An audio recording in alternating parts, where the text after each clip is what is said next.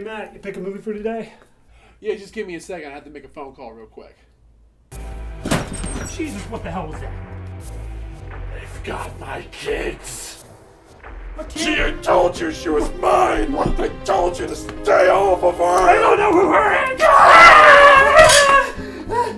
is. Checkmate. Okay. Oh my God, why is everything so disjointed? We have budget cuts. I can only leave in the most important lines. So you cut the rest? Yeah. You cut the story? Yeah. You know what? Fuck it. Fine. Whatever. Cool. We watched a movie today. The Humanity Bureau. The Humanity Bureau. Oh, Starring... the humanity! Starring... Nicolas Cage. Mr. Nicolas Coppola, what are you doing? So... You're doing what you always do. I Which thought is- you had such a good year with Mandy. Well, this was... Well, when did Mandy technically come out? Mandy came out, 2018, right? I think. 2019? This was 2017. So, he was just getting... So he was filming Mandy. Yeah, he was getting in all of his bad work before he did something good. Because after that, he was never going to go back to bad work again. He also said that he was done acting because he No. wanted to focus on directing. That's but one way to do it. All right, so this movie, I'm gonna really try to keep it brief here, because as with the opening, it's very disjointed, but we'll get to that with the writing. So this movie focuses on the Humanity Bureau in 2030. yes. In some bizarro timeline, which we'll get to, global warming's taking its effect. Fucking hordes of birds are attacking people, and or 2017, he was in Mom and Dad, which was a very well-received film. All right. Global warming's in effect. There's been some sort of radiation or something like that. Shit is basically fucked around the world, and as such, the U.S., now called New America, has turned to A lot of shit happens in 11 years, man. has turned to evil socialism. The evil socialism is where we are killing off people. Oh, sorry. Resettling people to New Eden. New Eden, if they are not a productive member Be of with your society. God. Basically. Pretty much. You want to be with your God, be with him. The obvious twist is that New Eden is just a euthanasia metaphor. Soylent Green is people. Pretty much. So we follow Nick Cage, who is an agent who decides whether or not people are productive or not based off of some random magic shit. He gets to these mom and son who are living out in the middle of bumfuck nowhere, and he's like, okay, so yeah, you guys aren't making productivity, so you're going to New Eden. Then the kid falls off the roof and injures himself, and all of a sudden that endears Nick Cage to them to the point where he wants them to live. We then meet Bald Guy. Nick sounds like a name. Nick sounds like a name, but Nick sounds like a name. Nick sounds like a name. By the way, Nick Cage's name is Noah Cross. It's Adam Westinghouse. Adam Nick, Westinghouse, same like thing. the monitors. So when he pushed himself, he's the evil guy who's like, oh, you're going against the government and your position and all that just to save these people. Why? He And was a Nick. He was a Nick in Left 4 Dead 2. Oh. I don't know who that is. Neither do I. I never played Left 4 Dead Whatever. 2. So yeah, it's just a battle between them, and their whole goal is to make it across the border into Canada. They start in Nevada, so you think it'd be easier to go to Mexico, but no one wants to go to Mexico apparently in the future. So they're going up to Canada. He was also in Twin Peaks, apparently. I'm surprised I didn't recognize him. So the movie then has a bunch of scenes that supposedly are connected by a plot, but I have yet to see evidence of that. Moving to the end of the movie, it turns out this entire time we were supposed to kind of be aware that the reason that he's actually caring about this family is that it was actually an old neighbor of his was the mom, and they were a couple, and the son is actually his son, but Oh, the twist! the Oh! mom ended up dying through like something. Famine. It was a famine. But then she said accident. people were later eating on. people. But then she said accident later on. So I don't even fucking know. and then this other woman who was friends with her took her identity and raised the son as her own. So it's Nick Cage's son and this complete imposter woman raising him. But he doesn't know any of that. The son doesn't know any of that.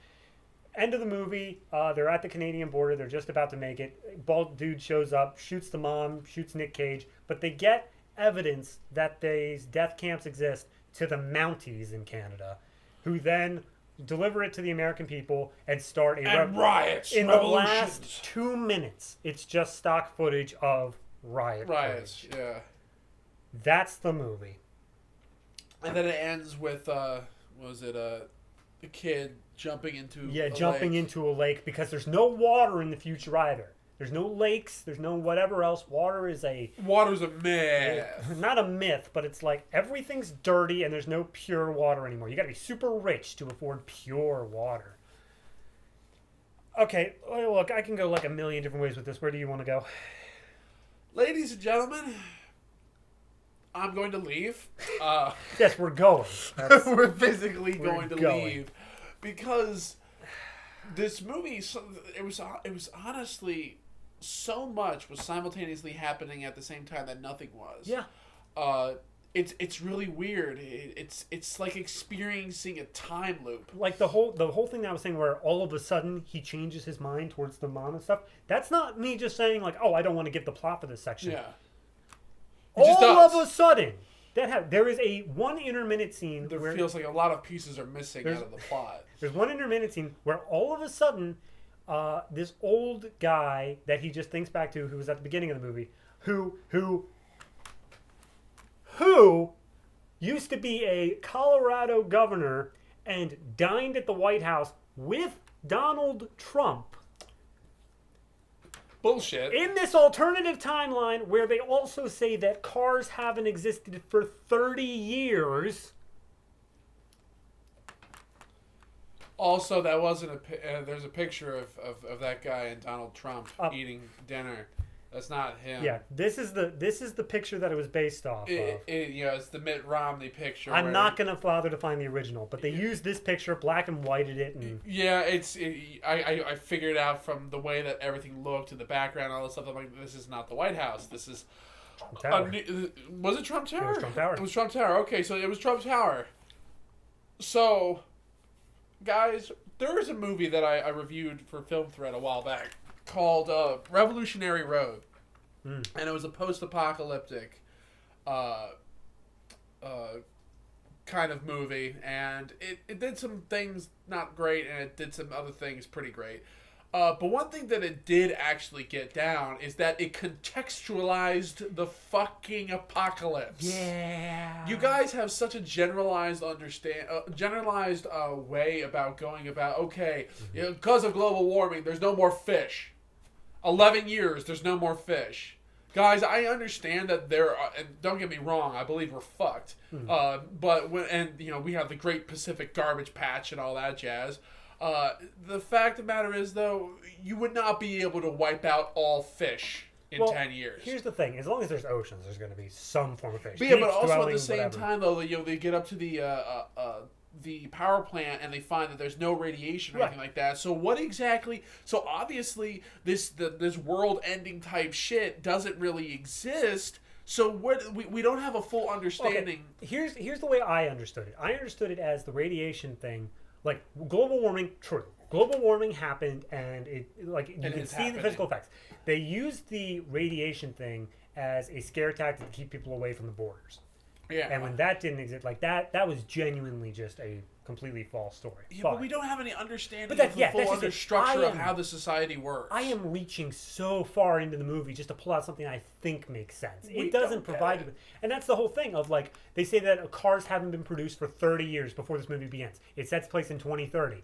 Therefore, since 2000, cars haven't been made. So at some point before 2000, there are divergent timelines went, and yet in both timelines, Donald Trump's still elected president. See, that's the thing. I don't have a problem with that either. It's just the fact that this movie never once makes a... It's not like those types of films where you watch it and it's already built to be kind of esoteric, and you're like, okay, this is meant to be kind of a head scratcher on the stuff. This movie is just quite literally missing parts. Yeah.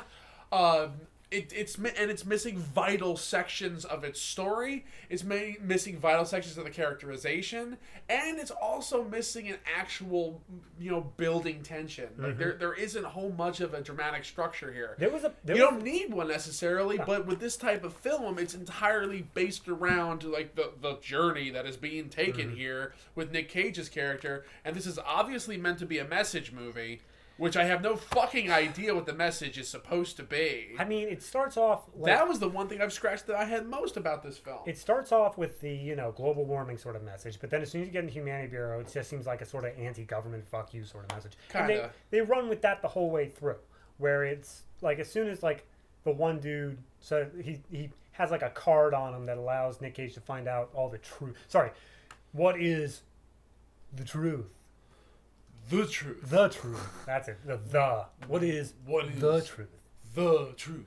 It's the weirdest line reading. And they use it in the trailer, and like, it just makes no sense. But as soon as he gets that card, it basically just focuses on, like, all right, big government bad, and, like, no matter what they're doing, they're just bad. And, of course, they're doing terrible, evil, heinous shit, but, like, they could be doing just, like, tax fraud, and they would still be the bad government. Guys, the problem I have with these types of message movies, and this is a problem that I have with message movies on any particular side of the spectrum, because anybody can be heavy-handed with this crap. Actually, one of the best examples, there's two movies that, I don't know if was it the Ruth Bader Ginsburg movie, the narrative film, I can't, who's playing her, I can't remember. I'll look it up. That movie, I don't know if that's out yet. I don't think it is. I think that's coming out, but I could be wrong from when this gets posted. But there's two movies coming out. There's the movie about Ruth Bader Ginsburg and her major contributions for her particular way about looking about the law, and then also coming out right now is a movie called I think it's called Roe versus Wade. Oh, boy, that sounds good. Yeah, and or Roe v. Wade. Yeah, it's got John Voight in it. Ah, okay. Yeah, this movie, I've seen the trailer for it. It's just a propaganda piece for pro-life BS. And so but you see that the way that both movies frame a particular topic. Obviously, this is not all. This one is not about Ruth Bader Ginsburg, but but at the same time, though, that movie about Ruth Bader Ginsburg is obviously very kind of glowing about her accomplishments, her way of looking at things, her struggle. And then you look at the Roe versus Wade movie, and it's all about how somebody who was once a proponent for this is no longer a proponent because he sees the light of his era. Like, it has this particular heavy-handedness to both sides of it. I'm not saying that the movies are comparable in terms of quality or in terms of direction and whatnot, but at the same time, though, from looking at both of those films, I'm able to see the very obvious slant that they're taking in those films. This movie, I'm not exactly sure what they're going for here. I'm getting some whiffs of Ayn Rand, or Rind, or orange peel. It's like, but I'm also getting it's also a little woke. Like, it's got a little wokeness to it. So it's a little confusing.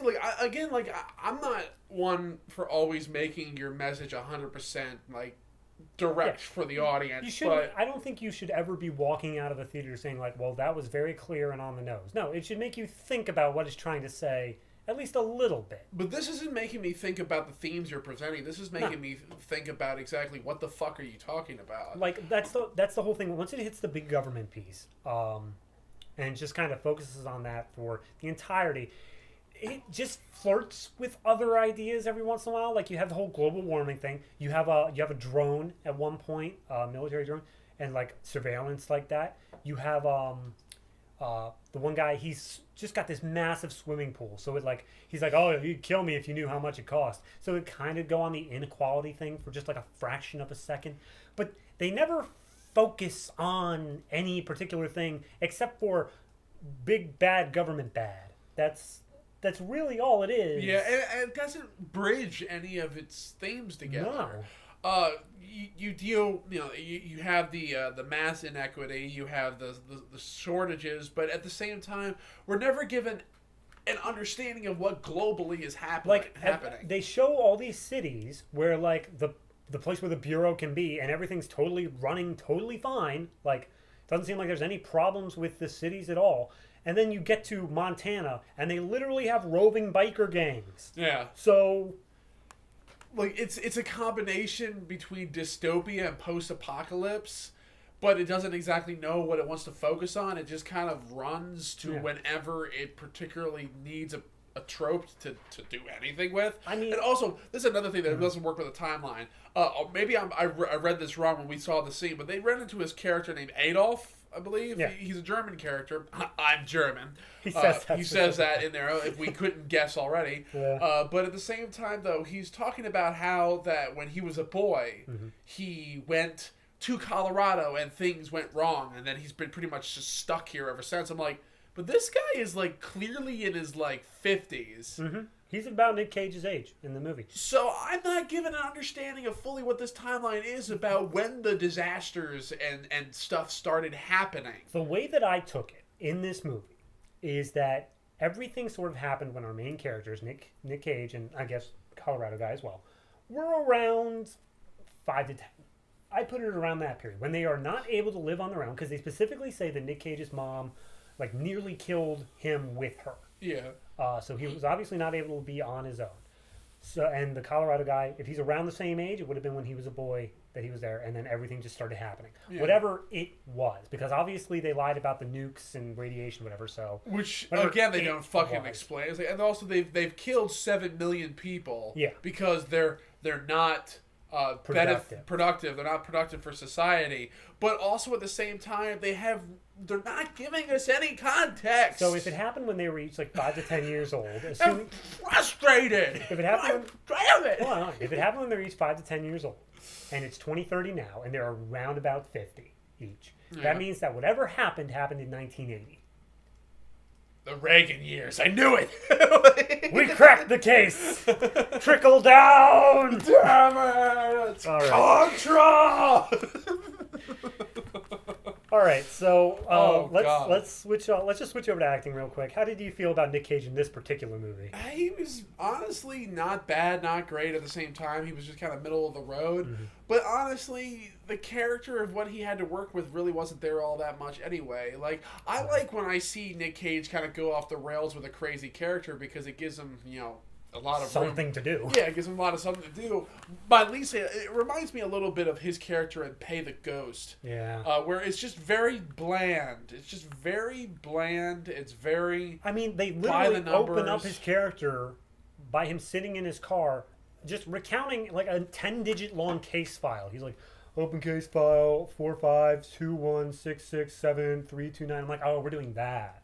Okay. But then by the end of the movie, when they have him tell the kid, like, go, run away. It's not, go, get out of here. It's, run! That's Nick Cage I wanted the whole way through. Yeah, I mean, I don't need him to go balls off the wall. One of the best examples of this that I can think of in modern movies is when he did Bad Lieutenant with Werner Herzog, where I think that was a perfect combination of low-key, of dramatic, of comedic, of way over the top, and all that stuff. Of course, I haven't seen Mandy yet. I still need to see Mandy. We talk to the Panos Cosmatos fanboys deep-throating him right now because of Mandy. But at the same time,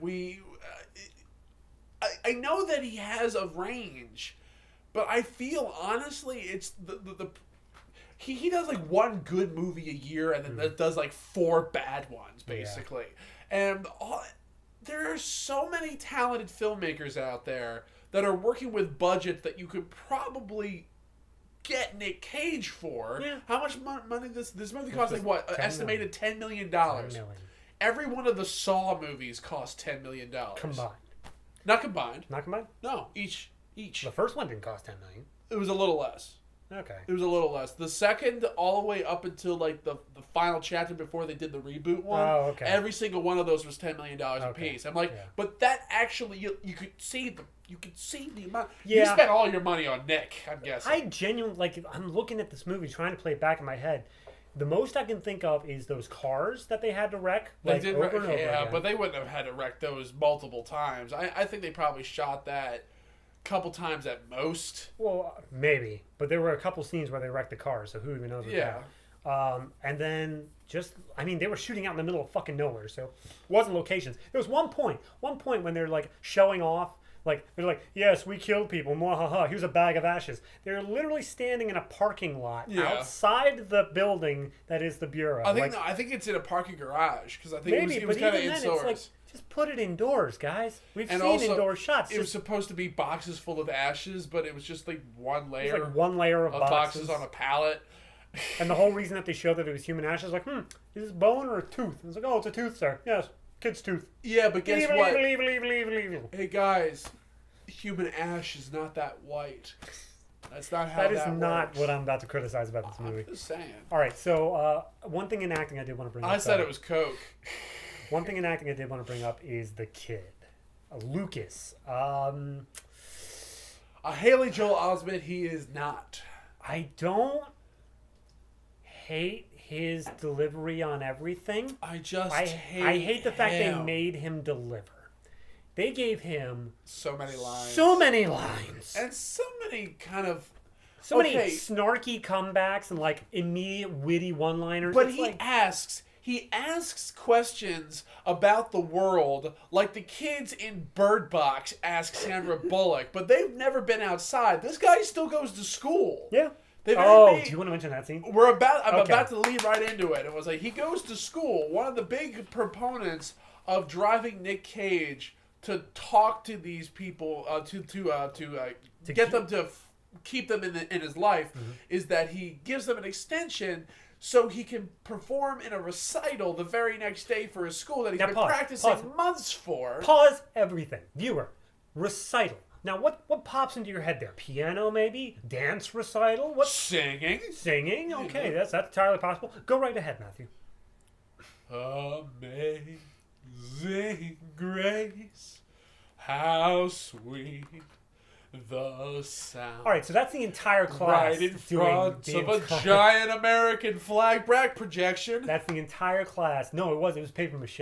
No, you're right. It was back projection. Yeah, I remember that. Okay, so it was the entire class. That would be worse if it was paper mache. It was the entire class doing Amazing Grace, which already was like, okay. Which A is written by a Brit, B is written about slavery, and C was written several years before the United States was a thing. But it's now used in that context of patriotism. But why did this kid particularly need to practice if his whole class was just singing Amazing Grace? For months. What did he do that was so important? So he gets his solo. He walks up to the microphone. Spotlight on the kid. I pledge allegiance to the flag of the United States of America. Fuck you. He says the fucking pledge. He says the pledge, and then immediately everyone's like, oh, he was like, and then Nick was just like, yo, man, that was good. That was like, really good. Like, wow, that was really good. Wow. It's the fucking pledge, Nick.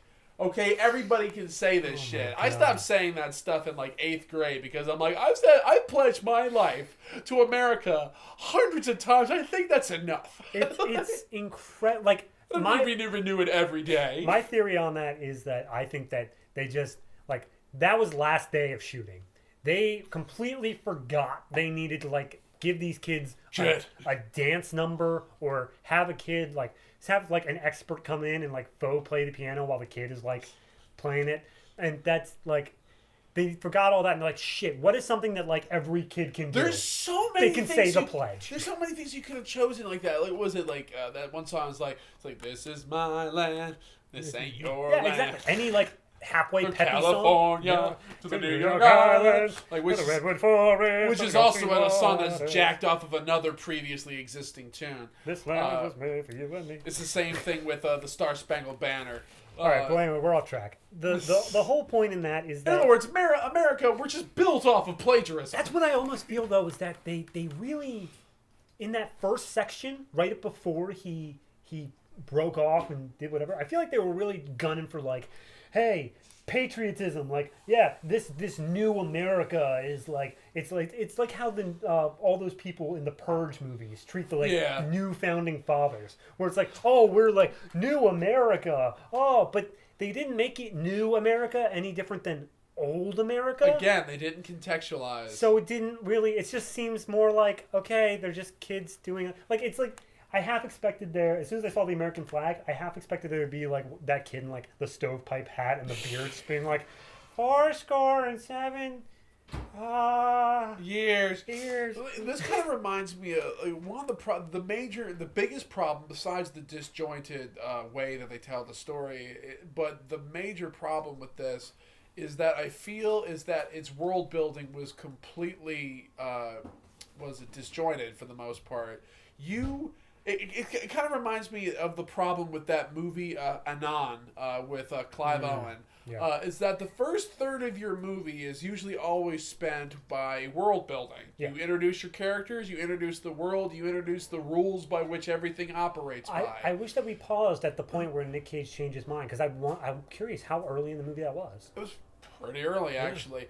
But at the same time, though, this movie doesn't do a very good job of setting up any of the world rules or any of the world, of what exactly comprises this world. When did things change? We could have simply done it with like a 1 paragraph prologue role, like or something like that, to give us an understanding about what happened, when it happened, and why we're here. They did the text crawl at the beginning. That's how we know it was 2030, global warming. Yeah, all that but stuff. But they did contextualize they did when the most things surface layer shit. They did here's what's happening right now. That just gives you like why this is happening. Can I just no, go ahead. What? I was just gonna go final thoughts. Yeah, I mean, like, the final thoughts is like the movie is very, very ill-equipped to handle its own story. It doesn't have the acting talent behind it, even with Nick Cage on this one, to make this movie as overly entertaining as it usually needs to be in order for these types of genre movies to be successful. This movie, as IMDb, is action, thriller, sci-fi, adventure. It couldn't pick a genre. It's everything. Because, like, that's, again, it goes back to, like, what the problem with Nick Cage in and of itself, of his character in this movie by itself, the fact that there is no character. It's such a blank slate. The kid is the same way. There are so many blank slates in this movie that it's really hard to have any emotional, have any emotional... attachment to any of these characters or anything that's going on. It's by the numbers to a point in which that we don't even care what the numbers are. No. So overall, this movie is one of the more lackluster ones we've done. It's just a mess. For me, I would definitely say you get the same type of movie, but done so much better in Equilibrium and even better Children of Men. Yeah. Those two movies have... Or 1984. 1984, but 1984... John Hurt. 1984 ends on a downer note. The other two end at least on positive notes. Kinda. More positive. Hope. It ends on hope. Exactly. As opposed to those, yeah. This movie, it's just... I know what happened. I know they had an idea. They were like... we have a post-apocalypse. We have a Pokemon. We have a post-apocalypse, and they were like looking at the stuff in the news, global warming, things about like the GDP and like having people work harder, and they were just like, okay, extrapolate that out to the max. Create a world based around how everything would have gone wrong if we just keep going with that. And then they did it. The problem being is that they created the world, and then like I'm sure they had it all worked out in their mind, and they just forgot to put that part on paper. They forgot to use their world as a continuing reference point. They just only brought things in when it was convenient or a little bit of a rib nudge to talk about it. Like, don't forget, we're in a dystopia. I feel like they could have set this alternate present day if they had just been like, oh, if things went differently back in the past, but they really wanted to have holographic phones. Yeah. So they were like, well, I mean, we got to set it near future. They set it near future to a point in which that they can have little tiny bursts of new technology, Yeah. but not too far into the future where they would have to really supplement stuff. Where they also didn't have to create any new vehicles as well. They Yeah. got away on that one as well. This is the last Camaro. No, fucking please. Who cares if it's the last Camaro? Point being, this movie is trash. I would not suggest anybody watch it, but Nah. And that is our thoughts. that is our thoughts on The Humanity Bureau.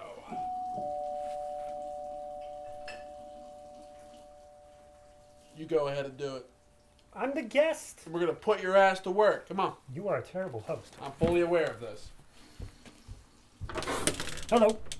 Hi, I'm your neighbor. No, you're not. I don't even live here. You're right, I killed her. What? And I'm raising her child.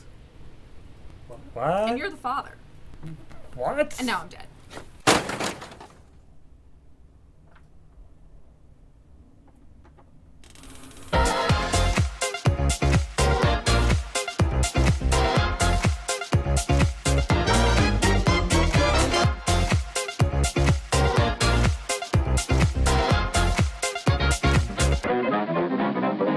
Made possible by contributions from viewers like you. Thank you.